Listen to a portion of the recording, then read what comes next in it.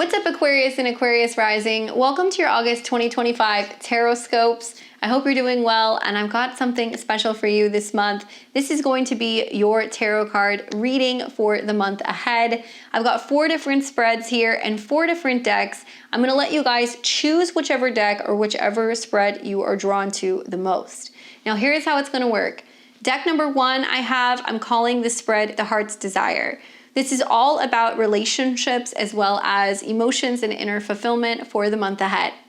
Deck number 2 is going to be your Ambitions Call. This is going to be a 3-card reading all about career goals and also your public life. Deck number 3 is your Wealth Flow. This is going to be your monthly reading on your finances, abundance, and material security. And deck number 4 is your Inner Growth. This is spiritual messages on self-discovery as well as healing.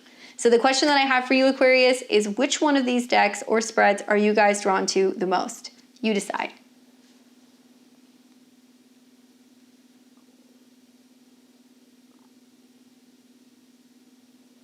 All right, we're going to start with deck 1. We're going to give you guys your relationship reading insights. So let's ask the tarot, what does Aquarius need to know about their relationships for this next month?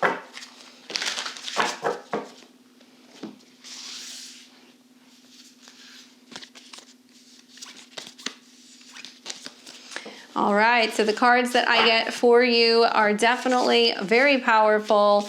We have got the 7 of Coins, the Emperor, and the Lovers cards.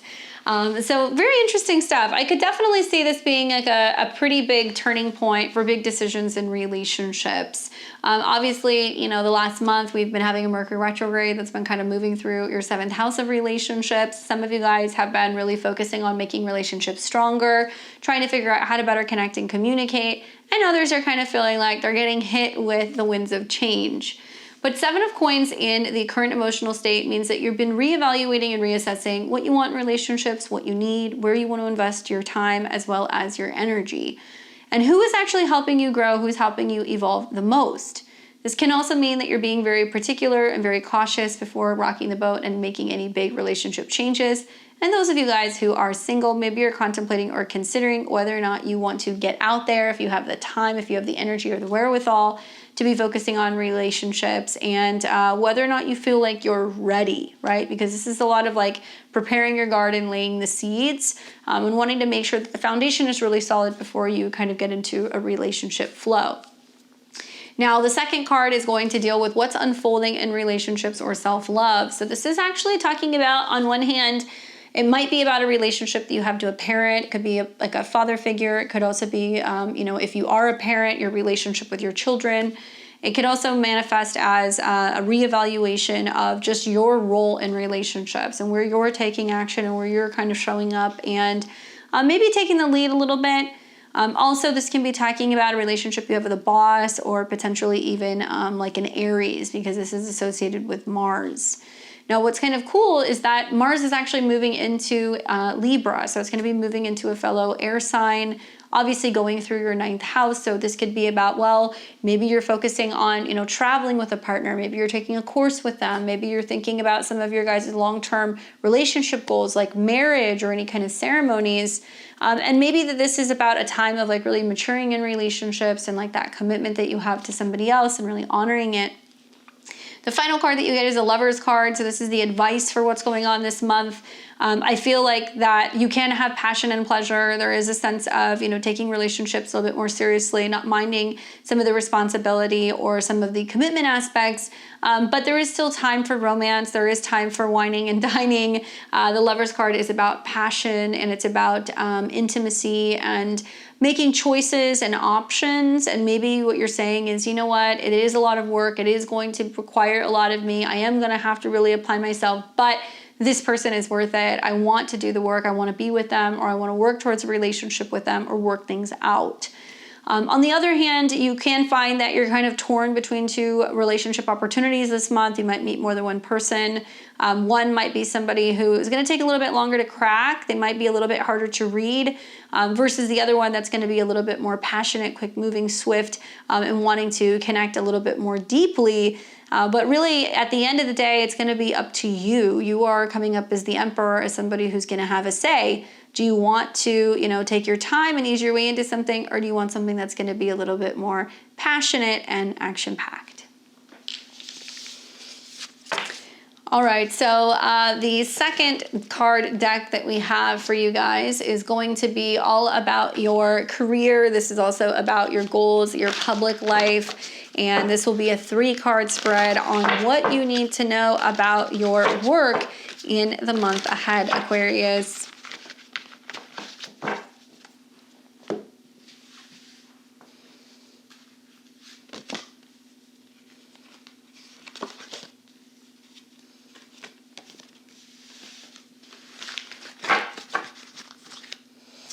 All right, so the cards that you get in this order are the Knight of Pentacles, you have got the 10 of Cups, and then you have the Moon card, which is interesting because this is talking about your ambitions and your goals, but it may not all totally be career related. There can be some things that are going on revolving around family. There can be some things going on also revolving around emotional security that you're really kind of focusing on, making that a priority. So the Knight of Pentacles can represent an earth sign. So that can be a, Taurus, a Virgo, or a Capricorn that's coming in. It could also mean when it comes to your career or your goals, you're really getting serious about taking some kind of action and really coming up with a game plan. I'll tell you that you're going to see a lot more career activity that's going to be happening as you're getting closer to October or November.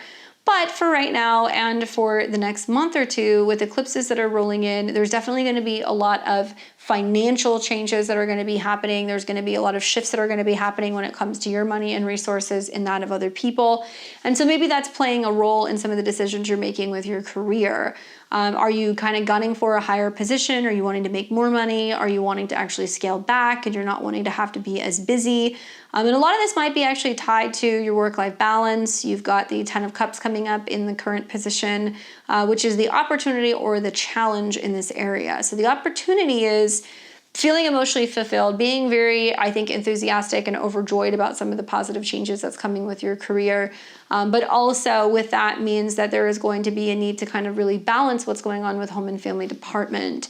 If not necessarily family, it could be where you're working versus where you're living, or is your career supporting your long-term kind of home or life goals? Is it going to be providing you with the necessary resources, the location, and also the time to enjoy, the fruits of your labor? Your family might play a huge role in some of the changes that are going to be kind of coming up for you when it comes to your career. Obviously, I know you guys are, ruled by Saturn, not just Uranus. So Saturn being in your 3rd house is really testing your communication skills this month, how you're able to kind of communicate with people at a distance and learn to be able to balance everything that you've got on your big schedule. And then finally, the final card that you get is the Moon card.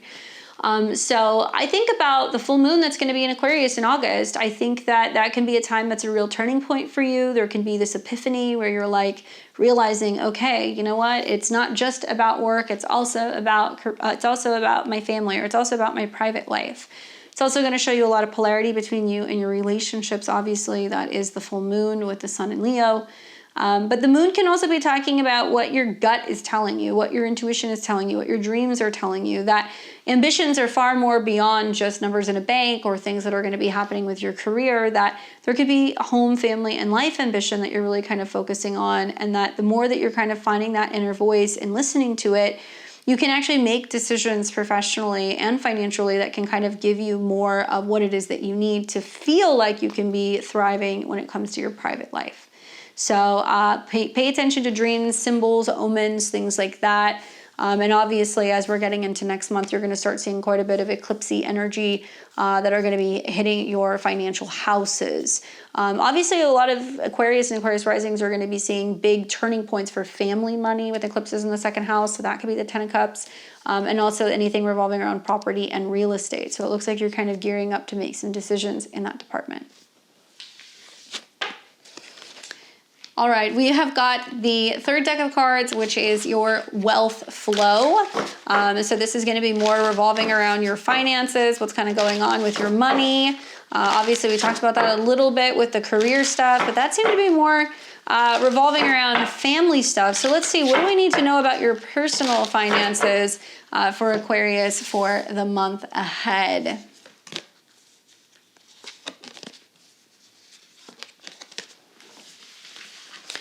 Oh boy, kind of what I was kind of picking up with some of these eclipses. So these are the cards that I get in the order that I get them. Ace of Coins, the Tower card, and the Hermit. So this is pointing to what's going to be, I think, the eclipse in Virgo.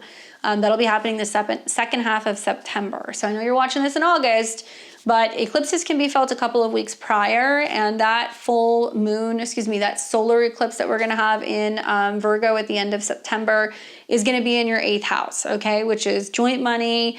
It can be about investments, inheritances, taxes, money that's owed to you, and there could be some rumblings going into September revolving around what is yours and what is other people's. I say that because I have the Tower card and the Center card kind of staring me in the face. So when I look at the first card, this talks about your current financial situation or mindset. Ace of Coins is money's good, have what I need, things are going well, not stressed out about it, still being kind of cautious, maybe still being conservative, but also focusing on material growth. So like things are okay right now from what I can tell. However, I think with the Tower card coming up in the second position, this is saying that this could be one of the obstacles that you're dealing with finances. And I do think a lot of Aquarius and Aquarius risings are going to deal with this, whether you are preparing for taxes at the end of the year, you are doing your budgeting and your accounting, maybe there seems to be a little bit of stress revolving around money you're putting up versus, money somebody needs. And you'll see that with the eclipse in opposition to Saturn and Neptune, which will be back in your financial house. So there's going to be some upsets. As much as I hate to say that, that will happen. It is going to put more pressure on you to be more fiscally and financially responsible for yourself and potentially even for other people. Now, I think that the Tower card is saying it needs to kind of come out, whatever happens needs to be kind of leveled, so that way you can really reflect on, okay, the next steps forward, but also it's going to be asking you, what is it that you truly value, right? The Hermit card is about turning within and having a period of self-reflection and really taking stock in making some changes with your value system, and maybe things that you once valued or you once kind of prioritized now don't seem as important.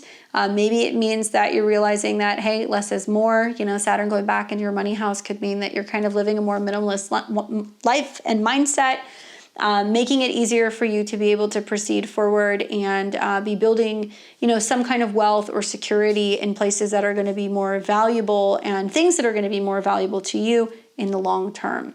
Watch for these shakeups to be happening between now and really September. So I'm thinking the end of next month, but you're going to start seeing it kind of happening soon.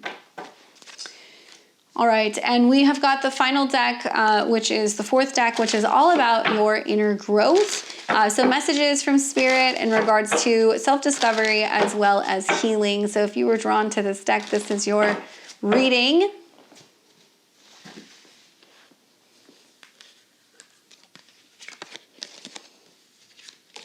Oh, wow, great cards for you. Great cards for you, Aquarius. In this order, I've got the Star card, which is your card. I've got the Temperance card, and I've got the Wheel of Fortune. So once again, we've got Blackjack, all three major arcana cards kind of popping up, which is kind of saying there are some big things happening for you this month. Besides the fact that you have a full moon in your sign, right? I think that the Star card is saying this is a month of coming back home to yourself, focusing on your goals, your wish fulfillment, as well as healing. Finding your place in the collective, and also finding ways to kind of rebalance and reground and recenter yourself. Temperance is talking about doing things in moderation, that, maybe you feel like you're kind of being pulled back a little bit. Maybe you're feeling like you're delayed from certain communications, certain travels. Maybe there are some blockages that are kind of coming up for you mentally, but that slowdown that's happening is happening intentionally, and it's trying to get you to really be thinking about in the long term, am I, taking care of myself? Am I focusing on, my inner guidance? Am I taking the time to kind of like recenter and rebalance? I think the Temperance card is about timing. This could also mean that you're going through a period of like an awakening, and you're realizing that there are certain things that are kind of being held back intentionally until you get to the right point and you've kind of worked through the lessons and you've learned how to kind of heal and accept yourself and maybe build healthier self-esteem. I think that can be part of it. And then the final card is the Wheel of Fortune. So this can be saying that whatever you've been kind of going through, whatever has been happening recently with health, maybe with delays, all is for good reason. And the Wheel of Fortune is wanting to bring you some kind of positive turning point, some kind of shift. Usually this happens in the fixed months. So obviously we're in August. So August, November, February and May are going to be the fixed months.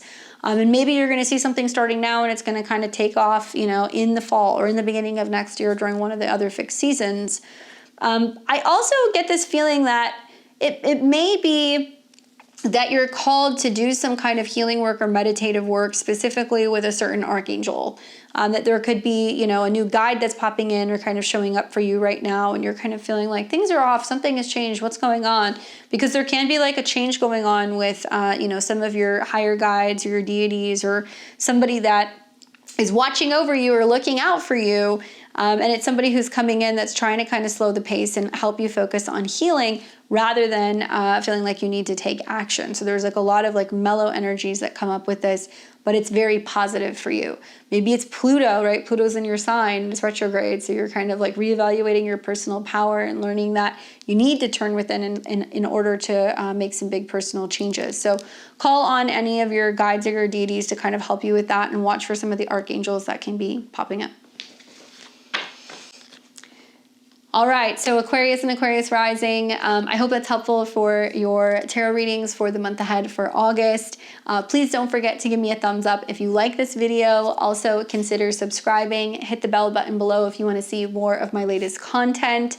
Leave me a comment and let me know how these readings resonate with you guys, especially at the end of the month. And if you want to see more about me and my work, check out my links below. Head over to my website at beyondtheveiltarot.com. There you can book a personal reading with me, and you can also see my tarot and astrology courses. With that being said, enjoy the month of August. I'll catch you guys back here next month. Take care.